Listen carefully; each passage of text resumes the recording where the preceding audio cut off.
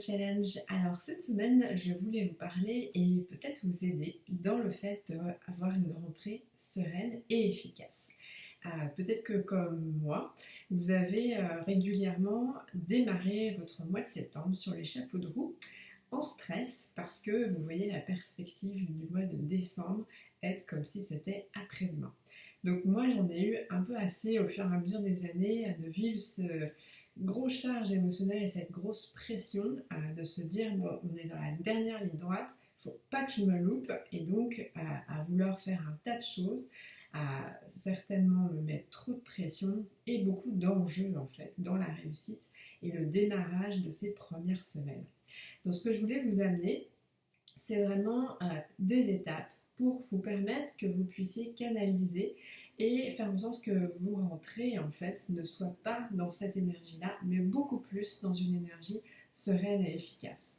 Donc ce que je vous invite à faire, quel que soit le moment où vous rentrez de vacances, même si c'est tout début septembre, vraiment prenez ces étapes en main et appliquez-les. Vous allez voir, ça va complètement changer votre énergie, votre posture, votre état d'esprit, et vous allez pouvoir vous mettre au travail sans véritablement être sous pression. Alors la première chose, c'est de prendre le temps. Ça peut paraître extrêmement simple, mais trop souvent, eh bien en fait, on est à allonger la to-do list, se dire je devrais faire ci, je devrais faire ça, je devrais faire encore plus ça, etc. Et donc en fait, on ne prend pas le temps alors qu'on sait que c'est important. Donc dans votre agenda, calez d'ores et déjà peut-être une demi-journée, quitte à avoir trop de temps, au moins vous aurez le temps. Ça, c'est vraiment très important. Donc, la première étape, vraiment prendre le temps dans votre agenda que dans votre première semaine de rentrée, eh bien, vous ayez ce moment consacré à vous et votre posture de chef d'entreprise pour vraiment être aux commandes du développement de votre entreprise. La deuxième chose, c'est de faire le bilan de ce qui s'est passé depuis janvier. Trop souvent, on va de l'avant. C'est bien, et en même temps, c'est important de savoir d'où on vient pour faire aussi fructifier d'où on vient, ce qu'on a fait, et se rendre compte de tout ce qu'on a fait. Combien de fois, moi-même et mes clientes, on se rend compte que finalement, on a fait tellement de choses dont on peut être vraiment fier quand on n'était pas rendu compte parce qu'on avance, on avance, on avance. Donc du coup, faire véritablement un bilan de ce qui s'est bien passé, de ce qui s'est pas bien passé, de ce que vous auriez fait différemment avec la vue que vous avez aujourd'hui. Et donc prenez le temps de ce qui s'est bien passé quand même et allez-y avec des éléments extrêmement factuels, concrets et pas nécessairement trop émotionnels, parce que c'est pas de cette attitude-là qu'on en apporte les meilleurs fruits. Donc voyez avec des chiffres, ça va vous aider énormément à pouvoir vous rendre compte de ce qui s'est pas bien passé. Et donc, comme je disais, focalisez bien et prenez le temps de ce qui s'est bien passé. Ça, c'est aussi très important, ne le négligez pas. Ça va remplir votre cuve à bien-être et à ce sentiment de réalisation. L'autre chose, c'est de reconnecter à votre vision. Qu'est-ce que vous avez envie de créer en fait dans votre vie? Parce que votre entreprise, ça n'est qu'un moyen finalement. Donc dans votre vie, qu'est-ce que vous avez envie de créer?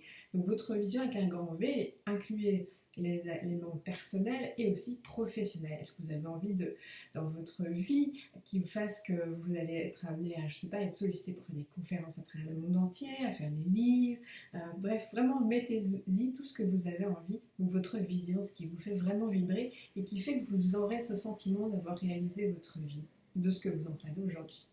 L'autre étape, la quatrième, c'est de vous dire, bon bah, de cette grande vision, sur cette échelle de temps maintenant, d'ici à décembre, eh bien en fait, qu'est-ce que j'ai envie concrètement d'avoir réalisé? Donc mettez-y vraiment par ordre de priorité ce que vous souhaitez et faites en sorte que dans ces éléments de priorité, il y en a certains qui soient ultra prioritaires et qui fassent que effectivement, s'ils sont atteints, vous aurez un sentiment de réalisation et de fierté en ayant bouclé votre année.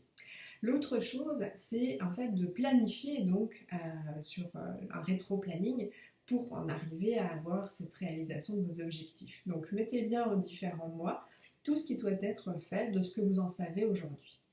Et la dernière étape, c'est de véritablement découper ces objectifs le plus précisément possible pour en arriver à ce que vous ayez une vue très claire sur ce que vous aurez à faire en septembre pour votre rentrée. Donc semaine après semaine, comme ça vous n'aurez pas à vous poser de questions, qu'est-ce que vous avez à réaliser chaque semaine. Sachant que cette façon de faire, elle est flexible, d'accord? Donc c'est ce que j'appelle un cadre, comme ça vous avez vraiment cadré les choses de façon extrêmement claire et précise. Et maintenant, ça va être un outil de pilotage. Parce qu'évidemment, il va se passer des choses, vous aurez des opportunités, il y aura des choses qui vont faire que vous ne pourrez pas maintenir les délais. C'est pas grave, les délais peuvent se décaler, mais au moins vous aurez véritablement un outil de pilotage sur lequel vous allez pouvoir vous appuyer et qui est extrêmement aligné avec ce que vous souhaitez réaliser, et vous aurez la capacité de réajuster les choses en ayant cet outil qui va vous permettre de prendre les décisions en conscience. Voilà, et bien j'espère que avec tout ceci, et bien vous allez pouvoir faire en sorte que votre rentrée soit la plus sereine et efficace possible.